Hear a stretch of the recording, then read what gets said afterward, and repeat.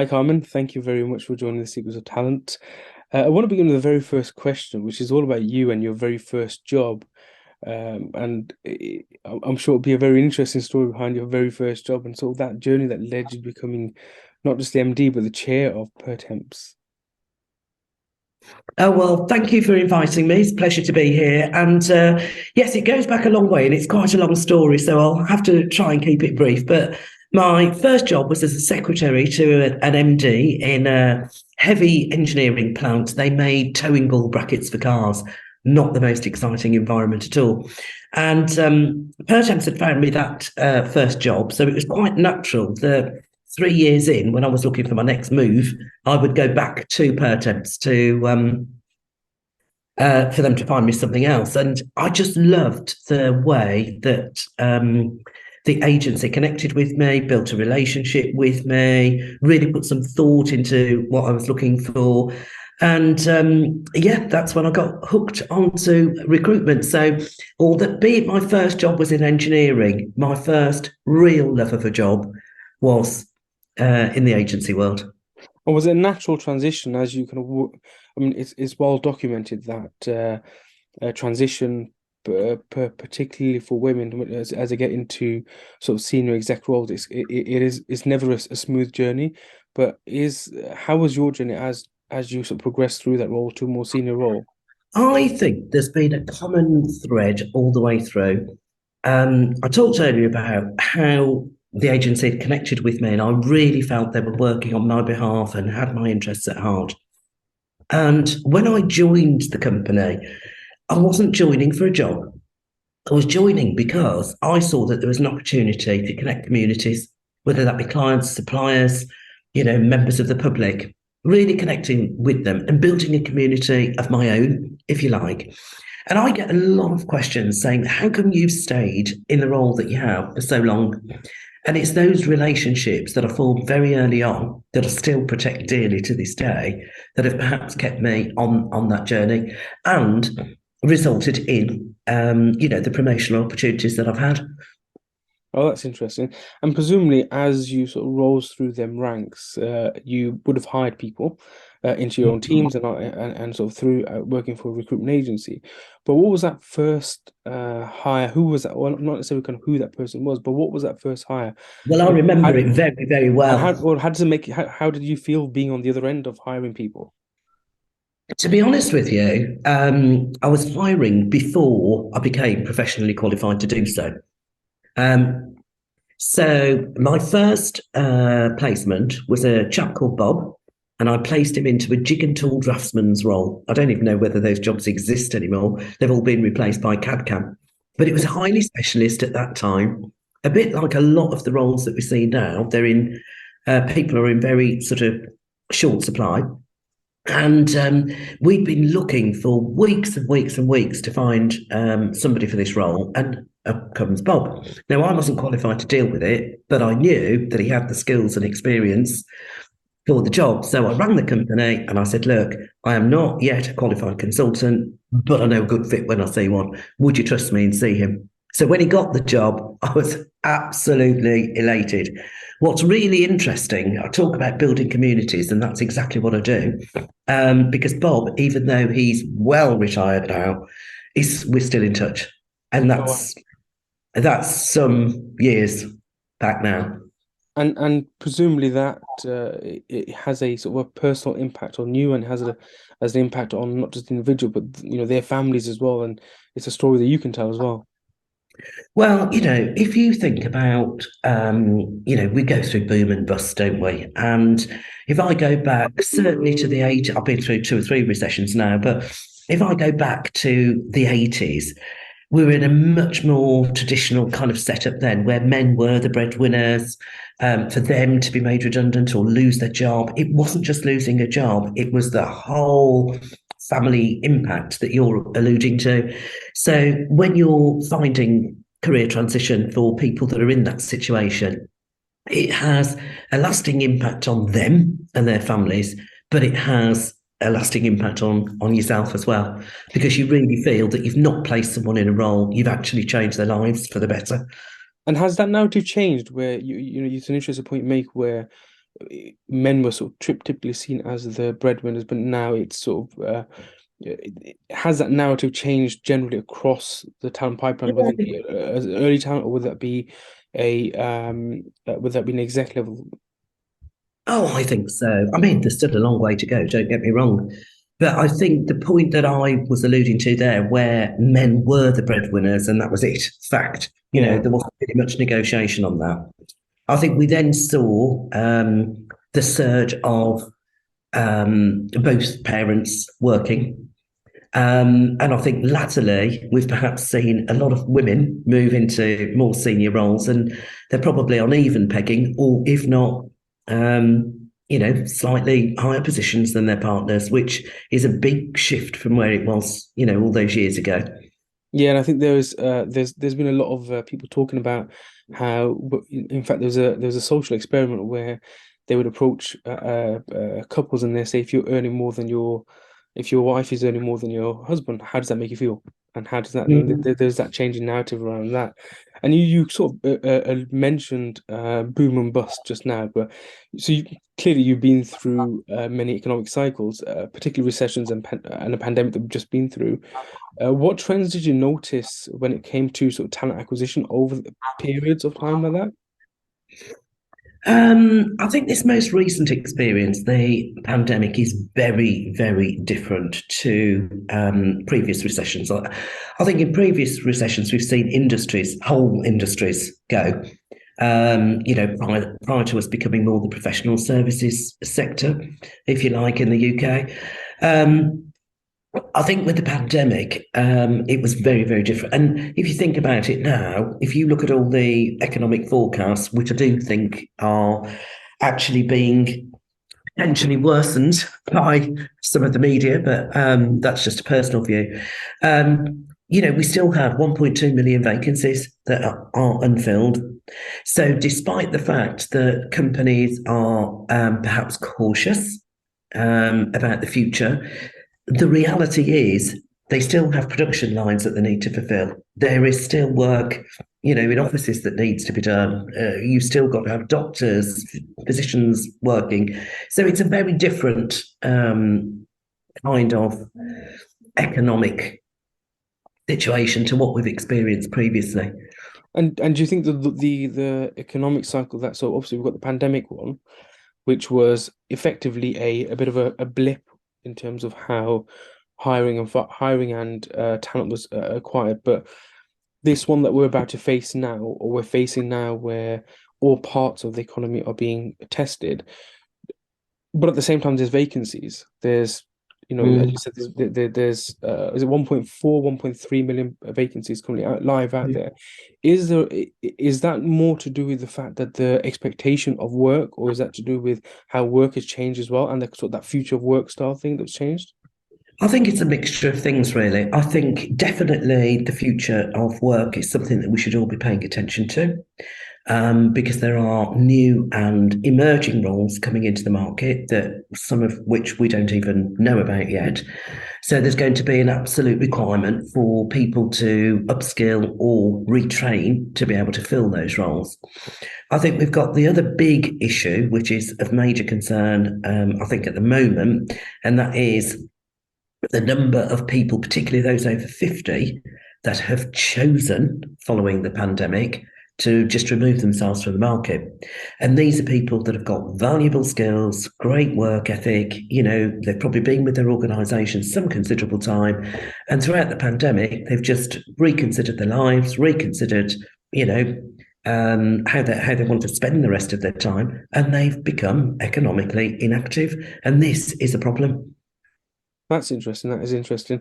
I think there is economically active young people. So you're Yeah. talking 16 to 18-year-olds who are either don't know what to do, or don't know where to go for in terms of work. But then there's also the aging workforce that are deciding, well, we can take semi-retirement now whilst we can. And it's finding the foot for the fact that their skills are still needed even in an industry where there may be an aging workforce. You can use construction as an example, where it's an aging workforce, but just because it's an aging workforce, that doesn't necessarily mean that their skills are not wanted or needed.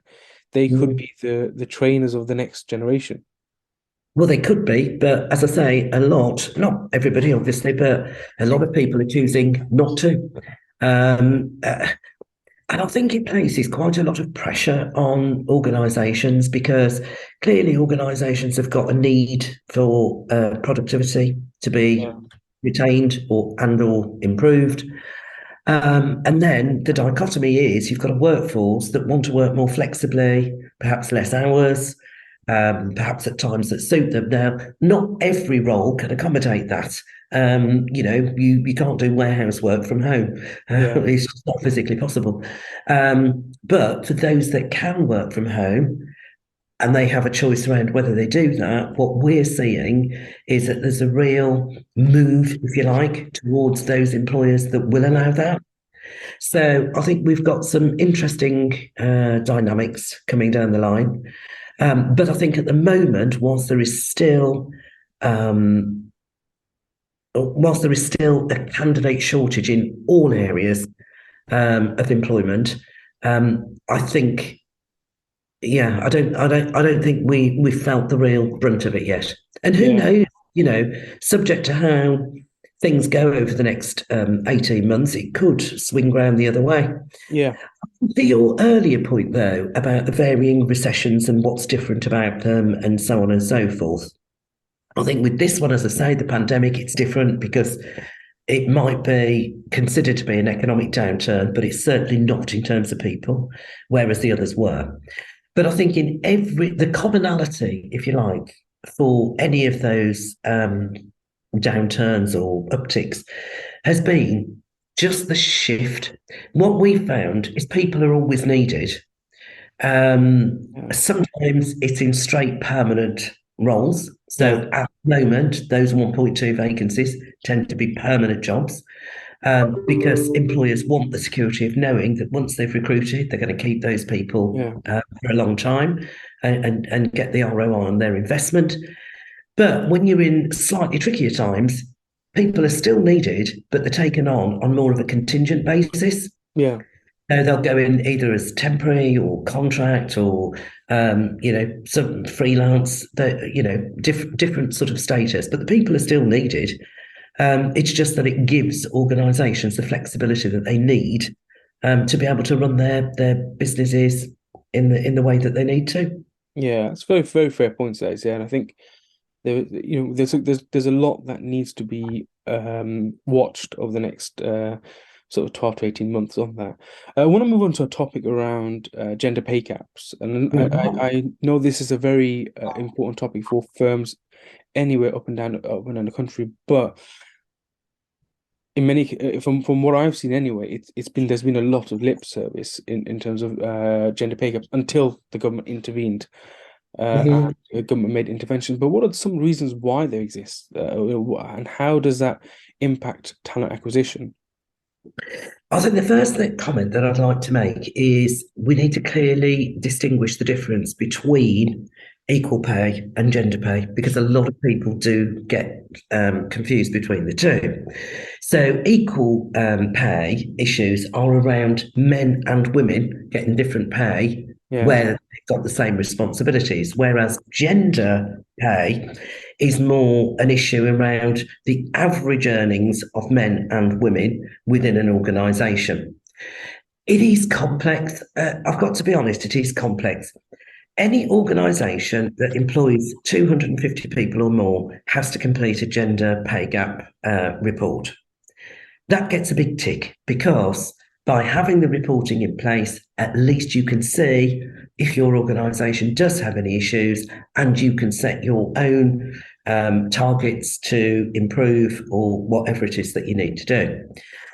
Why do I think gender pay was an issue in the first place? I think, again, it's a number of reasons, really. There's some historical discrepancies. And I think it goes back to, again, maybe, I want to say old fashioned techniques around recruitment, but, there was that whole mix of lower level staff, people getting more money in promotions, mum returners who perhaps doing slightly reduced hours? Did they come back on the same pay? All these, different reasons, really.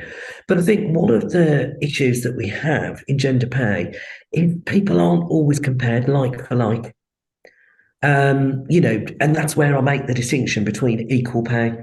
Gender can be slightly different. And if, for example, you're an organisation that employs a lot of female workers at the lower end of the pay scale, not because those jobs aren't really important jobs, but because the market rate is that way, that can completely skew your figures.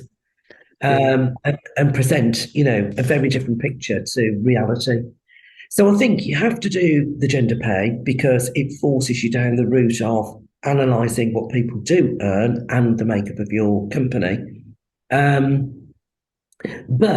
I think it's like anything, stats, etc. They're there as a guide, and you have to then lay some common sense over that.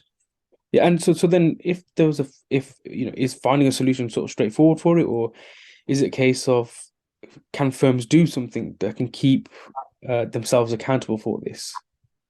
Aside from the government, what the government suggests, because for many cases, what government suggests can easily become a tick box exercise. But how can sort of firms keep themselves accountable for this in trying to find a solution? I think we talked earlier about candidate shortages and, lack of skill, etc., etc. Where that becomes relevant in this gender pay debate is I actually think that employees now are holding employers to account.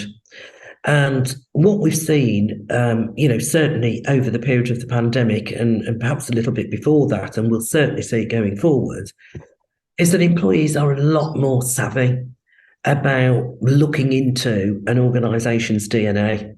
So as part of that, it's what are the recruitment practices? Is there fairness and equity? Are people engaged on the right money? Does that apply to male and female? And because these gender pay gap reports have to be completed, they're on an organisation's website, so candidates can see them, they can view them, they can ask questions about them. And also, it's about real opportunities for progression, because that's one of the areas I think that sometimes is accused of being lacking, is that entry levels, going in on an entry level salary is one thing, and that seems to be fairly straightforward. It's when you start to progress and you're going up the ranks that, people are looking for the comfort that they're being paid appropriate to the role that they're progressing into. So I think, to answer your question, no, I don't think it's easy because of all the different, connotations around, around the data and around each situation. But I think employers are much more conscious of it, acutely aware that candidates are conscious of it. And I think it's around looking at the data, observing the data, sanity checking the data, and making sure that you're treating people fairly. I think ultimately the best approach for any organisation is to adopt a people first one. And if you are adopting a people first approach, all of these things around pay, rewards, benefit, bonuses, all that sort of thing become really important to you. Yeah, and what the pandemic taught a lot of people was about how, number one, putting people first. Number two, building a culture around what the future work looks like, because the future work needs to revolve around people. And I think that sort of ties me down to the next and sort of final question, which is around the future of work. What does the future of work hold for industries? Oh gosh, this is a piece of work that I'm sort of looking at the moment, the future of work and commissioning to that. So I don't have all of the answers. I don't. The only thing that I could say is that there are definitely changes afoot.